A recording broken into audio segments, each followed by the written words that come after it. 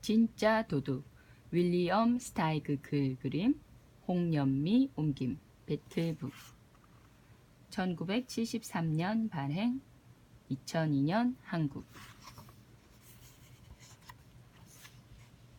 가위는 왕궁의 보물창고 앞에서 보초를 서고 있었다.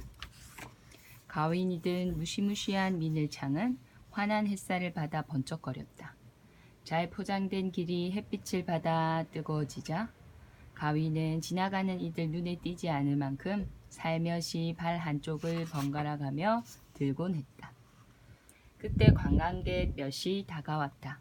가위는 관광객들이 사진을 찍을 수 있도록 기다란 목을 쭉 세워 자랑스럽게 고개를 들고는 빨간색과 금색이 섞인 제복 속에서 가슴을 활짝 폈다. 관광객들이 지나고 가자 가위는 생각에 빠져들었다. 예전처럼 살면 좋지 않을까? 집에 있는 연못에서 헤엄도 치고 조그만 약초밭도 갈고 최고급 양배추며 강낭콩도 가꾸고 멋진 건물을 지을 설계도도 만들면서 가위는 언제나 훌륭한 건축 설계사가 되기를 꿈꾸었고 왕이 좋아할 만한 새 왕궁을 지을 계획도 머릿속에 그리고 있었다. 그 건물은 계란 모양을 그대로 따서 만들 거야. 가위는 새로 지은 보물창고를 지키는 수문장 자리 덕분에 꽤나 중요한 거위가 되기는 했지만 이 일은 사실 따분하기 짝이 없었다. 그 일을 맡게 된 것은 배질왕이 강직하고 신뢰할 수 있는 가윈의 성품을 믿고 친히 수문장에 임명했기 때문이다. 그러니 가윈은 거절할 수가 없었다. 오히려 화통하고 걸걸한 아버지 같은 왕을 마음 깊이 사랑했다. 왕이 곁에 있으면 마음이 따뜻해지는 느낌이었다. 가위는 왕의 강력한 힘을 사랑했다. 왕이 풍기는 꿀냄새, 털에서건 옷에서건 숨결에서건 어디에서도 맡을 수 있는 그 꿀냄새가 좋았다. 가위는 그 영원토록 호탕하고 훌륭한 왕의 은혜를 받으며 언제고 왕을 즐겁게 만들고 싶었다. 누구나 그랬다. 배질 왕은 워낙 인기가 많은 왕이었기 때문에. 하비와 가비, 웨트모어라는 3마리 거위가 가윈과 교대로 보물창고 앞에서 보초를 서도록 임명되었다. 하지만 창고의 열쇠는 왕과 가윈 둘만 갖고 있었다. 3마리 거위는 간단하고 수수한 호위병 교대 의식을 빈틈없이 연습했다. 정해진 시각에 호위병 둘이 2차례 꿩꿩 울고 나면 교대할 거위가 뒤뚱뒤뚱 나오는 사이에 한 마리가 안으로 들어가는 의식이었다. 하루에 한 번씩 가위는 보물창고의 육중한 문에 달린 자무쇠를 열고 어깨로 문을 밀어 안으로 들어갔다. 그리고 모든 보물이 제자리에 질서정연하게 있는지 확인한 다음 다시 자물쇠를 잠그곤 했다. 때때로 왕도 몸소 보물창고에 들렀다. 왕은 그 육중한 문을 슬쩍 손으로 밀어 열고 창고 안으로 들어가 보물을 정리하거나 얼마간 내오기도 했다. 보물창고 안에는 온갖 보석이며 메달, 역사적으로 가치가 높은 왕관들, 왕국을 꾸려나갈 수 있도록 거둔 세금이 가득했다. 왕은 성가신 나란 일로 머리가 복잡하거나 이런저런 생각들이 밀려와 도무지 잠을 이룰 수 없을 때면 보물창고에 들러 금붙이나 마음에 드는 보석의 수를 헤아려 보았다. 그러고 나면 긴장이 풀리면서 잠을 푹 잘 수 있었다. 왕은 창고에서 뭔가를 내가거나 들여올 때마다 일일이 가윈에게 알렸다. 가윈은 이렇게 왕을 대하는 짤막한 회의 시간을 좋아했고 언제 다시 그런 기회가 오려나 기다리곤 했다. 이처럼 아주 오랫동안 아무 문제도 일어나지 않았다. 모든 일이 지루하기는 했지만 평화롭게 돌아갔다. 그러던 어느 날 언제나 그랬듯 보물창고 안을 점검하다가 가위는 어쩐지 루비 더미가 좀 줄어들었다는 느낌을 받았다. 가위는 허겁지겁 루비의 수를 세어보고는 날개를 퍼덕이며 왕에게 뛰어가 루비 몇 개가 사라졌다는 소식을 알렸다. 베질 왕은 우선 가윈을 진정시켰다. 그러고는 들고 있던 꿀단지를 내려놓고 손가락을 닦은 뒤 가윈과 함께 보물창고로 갔다. 램프 불빛 속에서 둘은 숫자를 맞춰가며 찬찬히 루비의 수를 세었다. 확실히 8,672개여야 할 루비가 8,643개 뿐이었다. 루비 29개가 어디론가 사라져 버렸다. 베질 왕과 가위는 서로 얼굴을 바라보았다. 왕은 램프를 들어올려 가윈의 얼굴을 비추었다. 어떻게 여기에 들어올 수가 있었을까? 열쇠는 짐과 그대만이 갖고 있는데 그대가 실수로 문을 열어놓았을 수도 있지 않을까? 가윈이 대답했다. 아닙니다. 그런 일은 절대 있을 수 없습니다, 폐하. 저는 언제나 신중을 기합니다. 점검하고 또 점검하고 몇 번이고 다시 점검합니다. 잠시 딴 생각을 할 때는 있어도 제 눈만큼은 언제나 똑바로 뜨고 있습니다. 저는 오른쪽과 왼쪽을 동시에 볼 수 있습니다. 정면은 그다지 잘 보지 못합니다만 왼쪽이나 오른쪽 어느 쪽 눈에도 띄지 않고 제 곁을 지나갈 수는 없습니다. 왕은 곧 하비와 가비, 웨트모어를 불러들였고 세 거위는 민을창을 든 채 황급히 달려와 왕 앞에 섰다. 세 마리 거위는 차례로 신문을 받았다. 아니다. 이상한 일이라고는 아무 일도 없었다. 그랬다면 마땅히 보고를 했을 거다. 그것이 우리의 임무이니까 하고 세 거위는 대답했다. 보물창고 앞을 지나간 동물도 평소와 다를 바 없었다. 가끔씩 외국 관광객이 찾아오긴 했지만 그런 것 말고는 아무 일도 없었다. 창고 문 가까이 간 동물은 아무도 없었다고 말했다. 전문 열쇠장이가 자물쇠를 살펴보았다. 자물쇠에는 아무 이상이 없었다.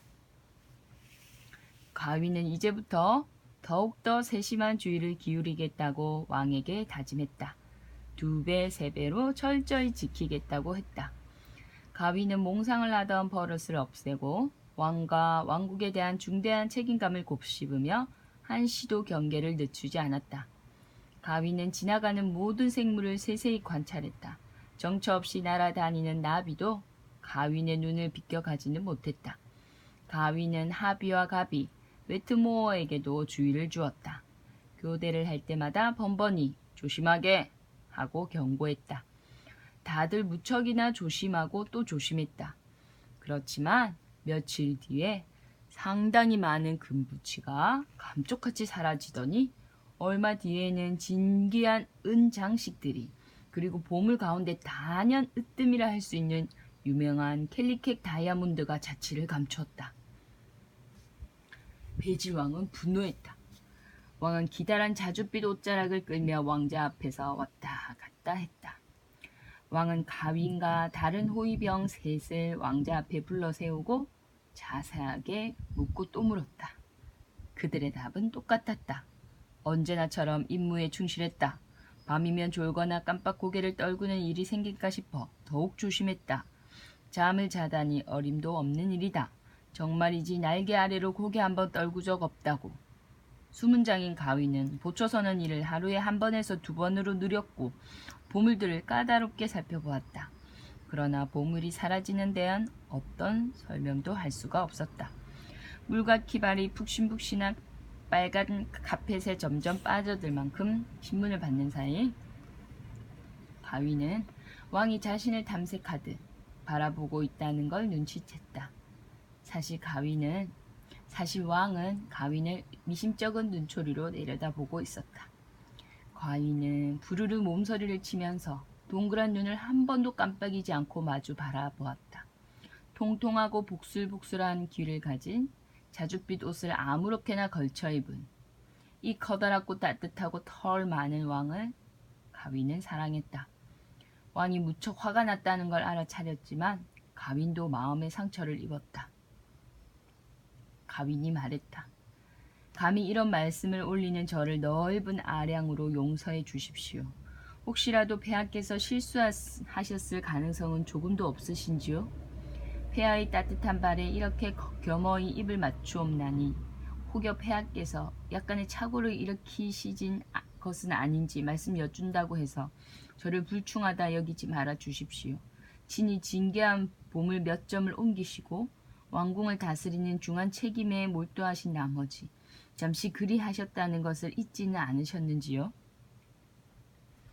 가윈의 목소리에는 무뚝뚝함이 배어 있었다. 너무나 솔직한 이 말투는 베질왕으로서는 상상조차 못할 일이었다. 왕은 이 무례하게 짝이 없는 거위를 뚫어지게 내려다보았다. 왕의 갈색 털이 목덜미에서 빳빳하게 곤두섰다. 왕은 우렁우렁 울리는 목소리를 높여 말했다. 짐이 하고 있는 일을 잘 알고 있다. 가윈, 왕은 실수를 하지 않아. 가윈은 순간 어조를 바꾸었다. 용서하십시오. 제가 감히. 가윈은 서둘러 입을 다물고는 고개를 떨구었다. 도무지 설명할 길이 없는 상황에 베질왕은 어안이 벙벙할 뿐이었다. 해답이 없는 문제야말로 딱 질색이었다. 왕은 중신들을 불러 모아 의견을 물었다. 총리인 고양이 에드리언이 말했다. 열쇠는 누가 갖고 있습니까? 에드리언은 그 답을 뻔히 알고 있으면서도 이렇게 물었다. 왕이 대답했다. 짐과 가윈뿐이요. 총리가 다시 말했다. 보물창고는 돌로 지었습니다. 모든 돌덩이는 아기가 정확히 들어맞고 그 두께만도 30cm가 넘습니다. 게다가 안쪽 벽은 두툼한 참나무 판자로 되어 있습니다. 바닥 역시 돌로 만들었고 벽에는 창도 굴뚝도 통풍창도 없습니다. 육중한 나무 문은 쇠못으로 고정되어 있고 탄탄한 자물쇠가 4개나 채워져 있습니다. 그런데 그 어느 것도 부서지지 않았으며 부수려 한 흔적조차 없습니다. 최고의 열쇠장이들이 찬찬히 조사한 결과입니다. 존귀하신 폐하께서 친히 가져가지 않으셨다면 가윈 말고 그 누가 그럴 수 있겠습니까? 여기 있는 중신들 중 어느 누구도 유령 따위는 믿지 않습니다. 왕은 단호하게 말했다. 가윈은 아니요. 가윈이 명예가 무엇인지 아는 거이라는 것을 세상 모두가 알고 있어. 짐은 가윈을 짐만큼이나 믿고 있어. 사실 짐은 가윈을 내 아들처럼 사랑하고 있어. 에드리언의 얼굴에 질투의 빛이 뚜렷해졌다. 가윈을 아들처럼 사랑하신다면 그리 하십시오. 허나 저는 총리로서 그처럼 이성적이지 못한 감정에 좌우될 수는 없습니다. 보물창고에서 보물들이 사라졌습니다. 의심할 여지 없는 일이지요. 문을 통하지 않고 보물창고에 들어갈 방법이 전혀 없습니다. 망가진 자물쇠도 없는데 그 열쇠는 폐하와 폐하께서 총애하시는 가윈만이 가지고 있습니다. 이것은 사실입니다. 혐의자는 가윈 아니면 이런 말씀을 드리는 저를 용서하시옵소서. 폐하뿐입니다. 폐하께서 폐하 자신의 보물을 훼손하실 리는 만무한 데다 폐하께서 그런 천박한 일을 하셨으리라고는 생각조차 할 수 없는 노릇이옵니다. 누가 그 짓을 했는가에 대해 논리적이고 유일하게 답변할 자는 가윈뿐입니다. 에드리언은 아첨하듯 절을 하고는 꼿꼿이 꼬리를 치켜들어 살랑살랑 흔들면서 자리로 돌아가며 라틴어로 이렇게 덧붙였다. 쿼드 에라트 데몬스트란덤. 이 모든 것이 증명되었도다. 왕은 총리의 흠잡을 데 없는 추론에 그만 말문이 막혔다. 왕은 중신들을 물리고 절망스러운 기분으로 무너지듯 왕자에 주저앉았다. 진실로 믿기 힘들지만 귀 기울일 수밖에 없는 의견을 듣고 나니 의심이 생겼다. 왕은 혼란스러웠다. 마음속에는 걷잡을 길 없는 의혹의 그림자가 이리저리 엇갈려 지나갔다. 사랑하는 가윈. 그 맑고 순수한 눈과 티 한 점 없는 경력을 가진 가윈이 틀림없이 도둑인데 그 가윈을 믿었다니. 어리석기 짝이 없는 잘못을 저질렀다는 의구심이 생겨나 생각을 거듭할수록 모든 것이 사실처럼 여겨지기 시작했다. 이런저런 걱정으로 악몽에 시달리던 가윈은 한밤중에 침대에서 끌려나와 옷도 제대로 입지 못한 채 왕궁의 지하 감옥에 쳐넣어졌다. 그곳에서 빨간색과 금색으로 된 제복을 벗으라는 명을 받았다. 대신 칙칙한 죄수복이 주어졌다. 미늘창과 열쇠는 압수되었고 거칠기 짝이 없는 간수가 축축한 감방에 가윈을 밀어넣었다. 엄청나게 큰 충격을 받은 가윈은 감방의 차가운 돌바닥에 주저앉아 자신은 임무를 충실히 완수했을 뿐인데 죄도 없이 도대체 왜 이런 더러운 지하 감옥에 갇혀야 하는지 의아했다. 잔뜩 뿌린 날 아침에 가윈의 집에서는 보물을 찾는 수색이 벌어졌다. 전문가들이 단서를 찾아가며 일기며 편지, 건물 청사진까지 가윈이 가지고 있는 모든 문서를 꼼꼼히 점검해 보았다. 가윈의 집에 딸린 연못 바닥도 잠수부들이 샅샅이 뒤졌다. 하지만 가윈의 땅과 집에서는 아무것도 발견되지 않았다. 고양이 에드리언 총리가 말했다. 가윈은 훔친 보물들을 어딘가 다른 곳에 숨겨놓았을 겁니다. 당연히 그랬겠지요. 재판을 열어 어디에 숨겨놓았는지 알아보시면 어떻겠습니까? 그 말에 베질 왕도 동의했다. 며칠 뒤 재판이 열렸다. 간수 2명이 가윈을 끌고 나와 법정에 세웠다. 친숙한 집이며 깨끗하고 널찍한 길이며 낯익은 풍경은 어느 때와 다르지 않았다. 그런데 법을 집행하는 간수들 팔에 이끌려 이 깨끗한 길로 끌려가는 가윈은 모든 것이 예전 모습과 똑같아 보여 오히려 이상하게만 느껴졌다. 법정에서 가윈은 변호사의 변론을 거절했다. 죄가 없으니 변호사의 도움 따위는 필요 없다는 생각에서였다. 재판은 모든 이들이 볼 수 있도록 공개되었다. 가윈은 자리에 앉아 말도 안 되는 재판을 기다렸다. 시내에 사는 이들 모두가 법정으로 몰려들었다. 하나같이 가윈의 친구이거나 가윈을 존경하는 이들이었다. 몇몇은 가윈을 평생 알고 지내왔고 그런 만큼 가윈의 성품을 너무도 잘 이해하고 있었다. 또 몇몇은 가윈과 같은 학교에 다니기도 했다. 그들을 함께 뛰놀았고 뭐든 함께 나누었고 무슨 일이든 함께 즐거워했다. 그들은 모두 가윈을 아꼈고 가윈은 그들에게 무척이나 소중한 존재였다.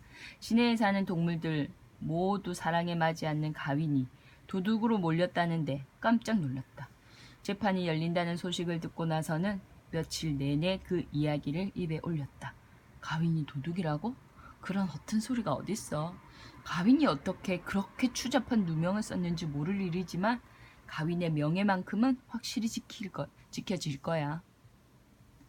다들 그렇게 생각했다. 베질 왕이 재판장의 자리에 앉았다. 왕의 얼굴에는 지친 기색이 뚜렷했다.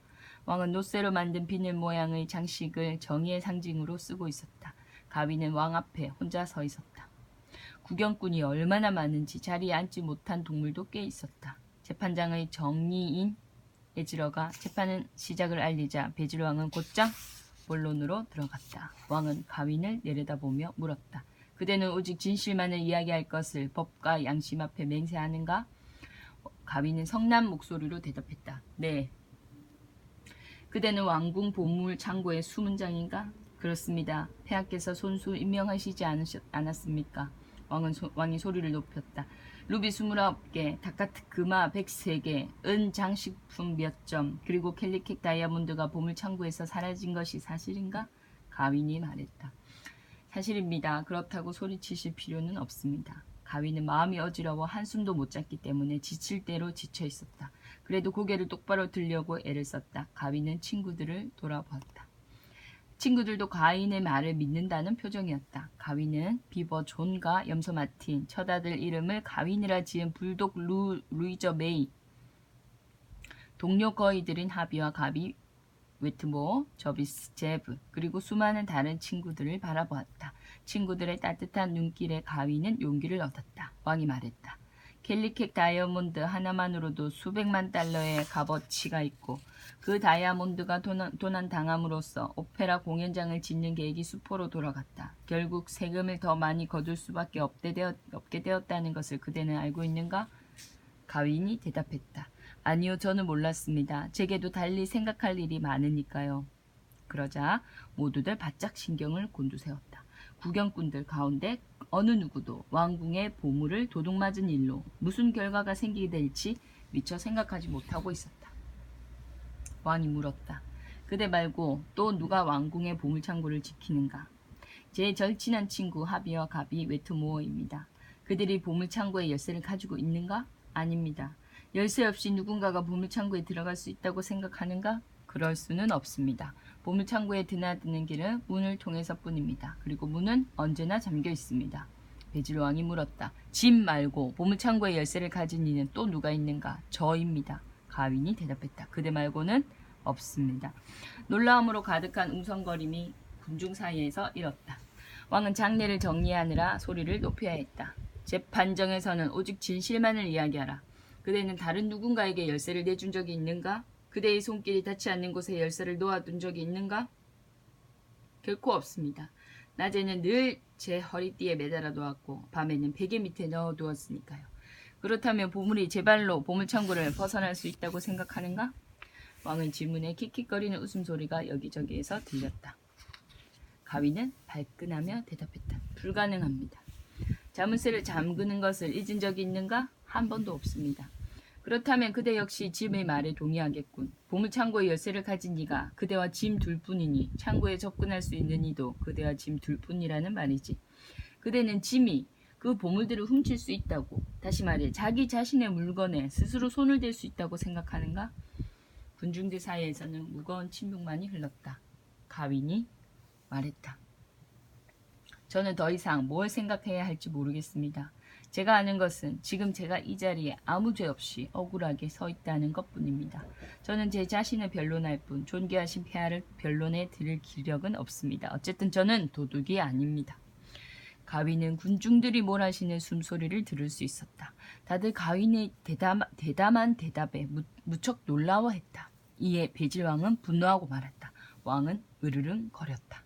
왕실의 재산이 상당 부분 사라졌고 그것을 빼돌릴 수 있는 이는 단둘 너와 짐뿐이다. 너는 뻔뻔스럽게도 그 일을 저질렀다는 것을 부정하면서 제 죄를 감추기 위해 감히 왕을 도둑이라고 이야기하고 있구나. 가윈은 왕의 숨결에서 꿀냄새를 맡았다. 가윈이 말했다. 저는 무고합니다. 왕은 가윈을 손가락질하면서 군중을 향해 말했다. 그대들도 우리 모두를 속이려 한 이 거위를 똑똑히 보았겠지?